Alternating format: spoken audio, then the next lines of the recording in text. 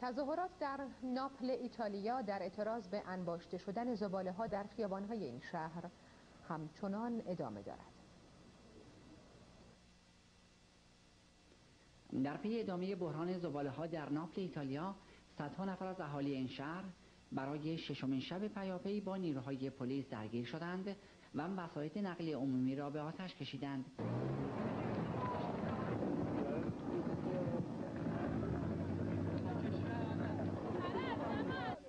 در زدوخوردهای اخیر میان پلیس ضد شورش و معترضان ناپلی، شماری از طرفین زخمی و به بیمارستان منتقل شدند. ناپلی‌های خشمگین در این نارامی‌ها یک دستگاه خودروی آتش‌نشانی که مشغول اطفاء حریق بود را نیز به آتش کشیدند. همکنون بیش از 100,000 تن زباله در خیابان‌های شهر ناپل و حومه آن انباشته شده و مقامات شهری قادر به معدوم کردن آنها نیستند. دانش آموزان ناپلی نیز به دلیل آلودگی محیط زیست همچنان به مدرسه نمی‌روند. رومانا پرودی، نخست وزیر ایتالیا، برای حل این بحران ارتش این کشور را برای پاکسازی خیابان‌ها و به ویژه انبوه زباله‌های متعفن که از 3 هفته پیش در برابر مدارس ناپل انباشته شده به این شهر اعزام کرد.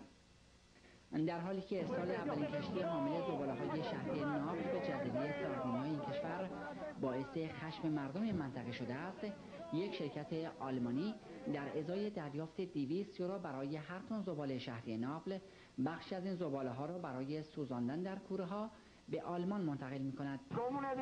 مرد اضطراری زباله‌ها در شهر ناپل باعث شده که مردم این شهر رسما برای پاکسازی شهر خود وارد عمل شوند.